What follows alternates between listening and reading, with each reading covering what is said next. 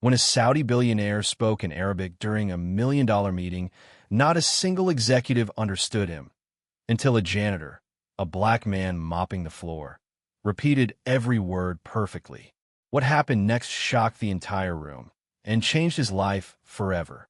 The massive golden doors of the Emirates Grand Conference Hall swung open with a deep echo that rolled through the marble corridors like thunder. Instantly, every voice went silent. The room, moments ago alive with laughter, deals, and whispered conversations, froze in collective awe. All eyes turned toward the entrance. A tall man stepped in, his presence alone enough to command the attention of the entire hall. He wore a flowing white thobe, spotless and elegant, with a gold nagal securing his headscarf in place. The soft scent of oud perfume drifted subtly through the air, announcing his arrival before he even spoke. Behind him walked two silent bodyguards in tailored black suits, their expressions unreadable, their eyes scanning the room like hawks. He was Sheikh Abdulrahman Al Faris, one of the most powerful businessmen in the Middle East. A billionaire oil tycoon turned global investor, a man whose single signature could change the fate of entire companies overnight. Whispers rippled through the crowd. That's him, the Sheikh himself. I heard he bought an entire airline in one afternoon. Look at the security. Even the crown prince doesn't move like that. The Sheikh moved with calm confidence, not arrogance, the quiet assurance of a man who never needed to raise his voice to be heard. He walked past rows of high-ranking executives, diplomats, and foreign investors, men in sharp suits who suddenly looked small in comparison. At the front of the room, a massive banner read, International Investment Summit, Dubai 2025. This was no ordinary gathering. The world's biggest corporations had come to pitch their ideas, each one desperate to win the Sheikh's $500 million investment, a deal that could transform their future. Cameras flashed. Reporters scribbled notes. Assistants rushed to bring water, portfolios, and presentations. Every gesture, every word, every breath was carefully measured. No one wanted to make a wrong move. And yet, in all that tension and luxury, someone went completely unnoticed. In the far corner of the hall, near the buffet table and the shining glass walls, a man moved quietly, pushing a mop bucket across the spotless marble floor. He wore a faded blue uniform and worn-out sneakers. His back was slightly bent, his movements slow but steady. His name was Malik Johnson, a janitor, a black man from Ghana who had come to Dubai in search of a better life. While others talked about stocks, profits, and investments, Malik focused on cleaning the floor, making sure not a single smudge was left behind. No one noticed the calm in his eyes. No one saw the quiet intelligence in the way he observed people, their tone, their posture, their hidden arrogance. To them, he was invisible, just another worker blending into the background of their luxury. But fate, that morning, had other plans, because before the day would end, this invisible janitor would speak just one sentence and silence the most powerful people in the room. The hum of conversation filled the grand hall as assistants adjusted microphones and poured bottled water into crystal glasses. The Sheikh moved gracefully to the head of the long mahogany table, his white thobe flowing softly behind him. Every eye followed his every move. When he finally sat, the room seemed to exhale, as though permission to breathe had just been granted. But the peace didn't last long. From the far end of the table, a Western executive in an expensive gray suit leaned toward his colleague and muttered, loud enough for half the room to hear, "Can we start already? We don't have time for these traditions." A few others snickered quietly. To them, the Sheikh's slow, respectful entrance and the traditional greetings were nothing more than cultural theatrics, a waste of time in their world of tight schedules and sharp profits. The Sheikh's dark eyes flicked toward the man. He didn't speak. He didn't need to. The room immediately went silent again, the laughter dying mid-breath. But instead of responding directly, the Sheikh turned to his interpreter, a nervous-looking man in a suit who was already sweating under the weight of his task. The Sheikh began speaking in Arabic. His tone was low, deliberate, and heavy with meaning. The interpreter froze. His face went pale. The words hung in the air, elegant yet powerful, but he hesitated, unsure how to carry them across the language barrier. Everyone stared, waiting for him to translate. The silence stretched uncomfortably long. The sheik repeated the phrase, this time louder, a steady calm in his voice, but a razor's edge in his tone. من لا يحترم ثقافة غيره لا يستحق الثقة. The sound of it was commanding. It echoed through the marble walls. The interpreter's lips trembled. He fumbled with his notes, then forced out a weak smile. He said, welcome everyone, he lied nervously. A few executives nodded politely, pretending to understand. But the sheik's expression darkened. His jaw tightened, and his eyes, calm moments ago, now glinted like steel. That was not what he said. The tension was so thick, it could have been cut with a knife. Then, out of nowhere, a clear and confident voice rose from the back of the hall. He said, "He who disrespects another's culture is unworthy of trust." Every head turned sharply toward the sound. It wasn't another delegate. It wasn't the interpreter. It was Malik, the janitor, standing by his mop bucket, his eyes steady, his voice echoing through the hall. For a heartbeat, no one moved. The executives stared in disbelief. The interpreter looked like he'd seen a ghost. Malik didn't flinch. He stood tall, his gloved hands resting calmly on the mop handle. The sheik's eyes locked onto him, sharp, assessing. And in that charged silence, one truth became clear. The man everyone had ignored just a few minutes ago had understood the sheik's words perfectly, while everyone else in the room was completely lost. The entire hall froze. For a long, breathless moment, no one moved. The hum of the air conditioner was the only sound filling the silence. Even the flicker of camera lights had stopped. The executives sat stiff in their seats, their polished shoes planted awkwardly on the marble floor.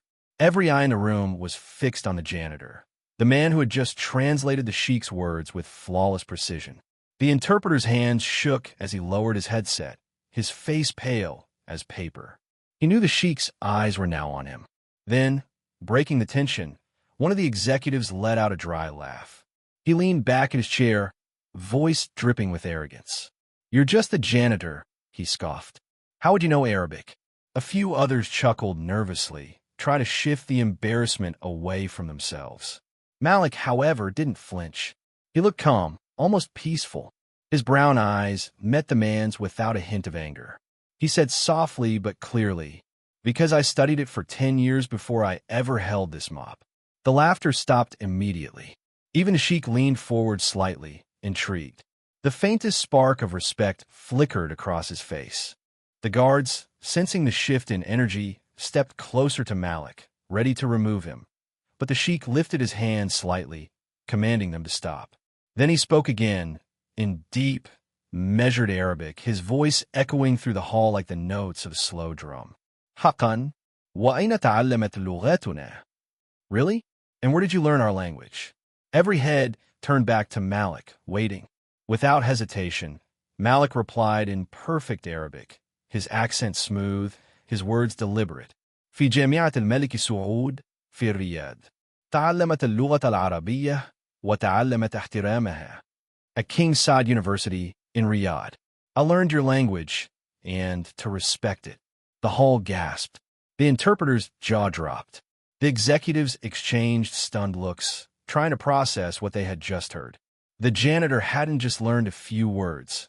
He spoke like a native. His pronunciation, his tone, even the subtle rhythm of his speech carried the grace of someone deeply connected to the culture. A slow smile spread across the sheik's face, his first of the morning. It wasn't just amusement, it was admiration. Respect, he repeated softly in English, nodding. He understands. Malik stood still, mop in hand, unsure what to do next. But everyone else? They couldn't look away. The same executives who had dismissed him minutes ago now sat in stunned silence.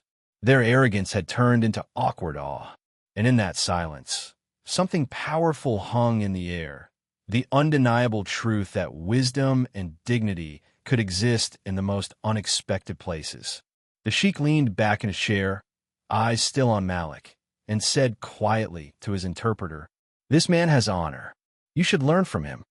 That was the moment the balance of the entire room shifted. The janitor, once invisible, had just earned the respect of a billionaire, and the story was only just beginning.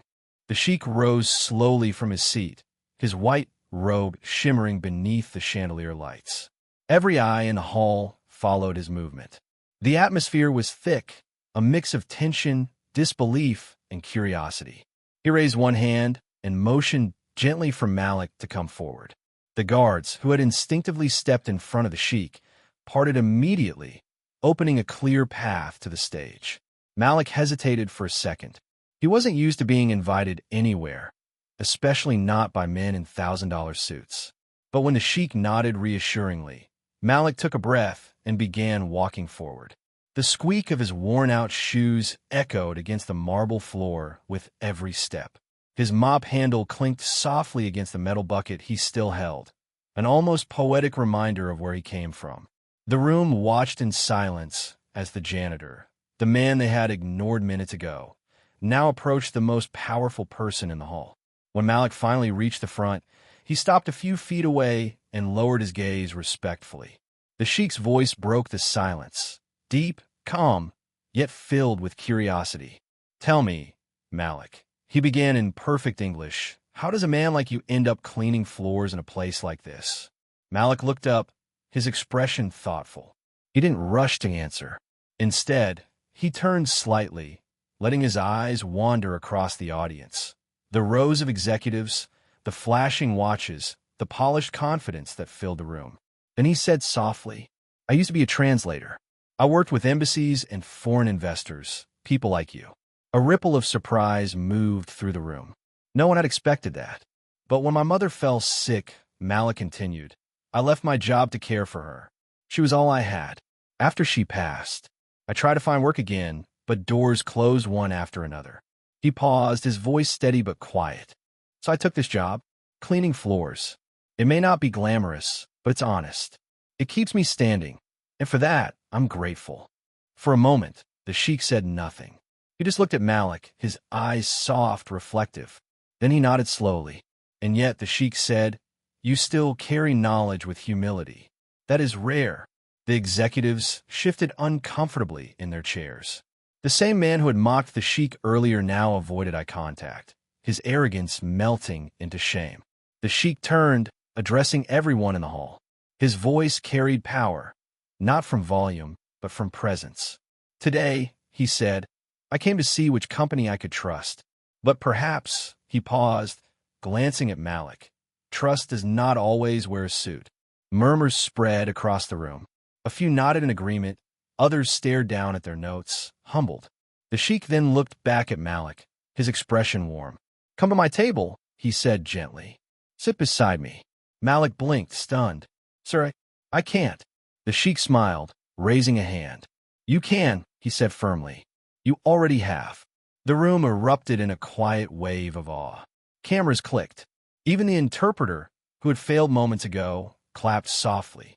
And just like that, Malik, a man the world had labeled invisible, took a seat at the table of power. The meeting resumed, but it wasn't the same anymore.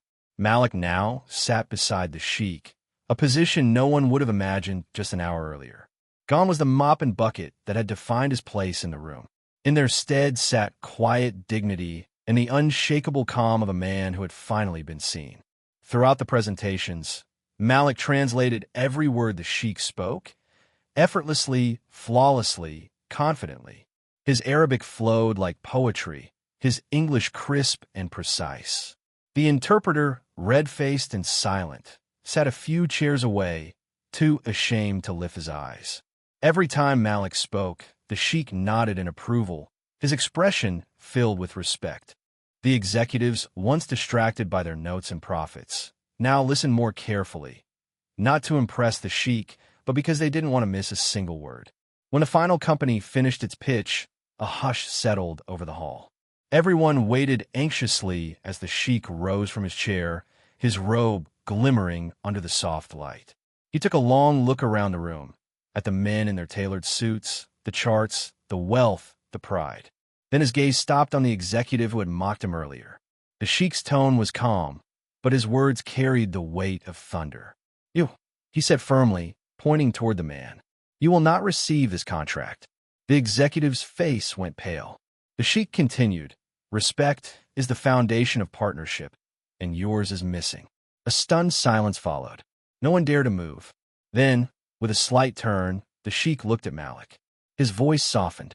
"Mr. Johnson," he said, "I need someone who understands language and humility. Someone who listens before speaking. Come work for me as my chief translator and cultural advisor." For a second, Malik thought he had misheard. His hands trembled slightly, his heart pounding in disbelief. "Sir," he stammered, his eyes moist, I don't know what to say." The sheik smiled warmly and placed a hand on Malik's shoulder. "Just say yes." Malik's throat tightened as tears glistened in his eyes. He nodded, voice trembling. "Then yes, sir." "Thank you." The hall erupted into applause. Reporters scrambled to capture the moment. A janitor being offered a prestigious role by one of the richest men in the Middle East. And in that moment, every person in the room learned a lesson they would never forget. From that day forward, Malik no longer pushed a mop through polished halls. He walked beside Sheikh Abdulrahman al-Faris, not as a janitor, but as a trusted voice and respected man. Wherever the sheik went, London, Paris, New York, Riyadh, Malik stood by his side, translating not just language, but meaning, culture, and heart. And every time the sheik entered a room, he would greet Malik first, in Arabic, as a gesture of respect, because he never forgot the day the janitor spoke and silenced everyone. Moral of the story: never judge a person by their job, their uniform, or their silence.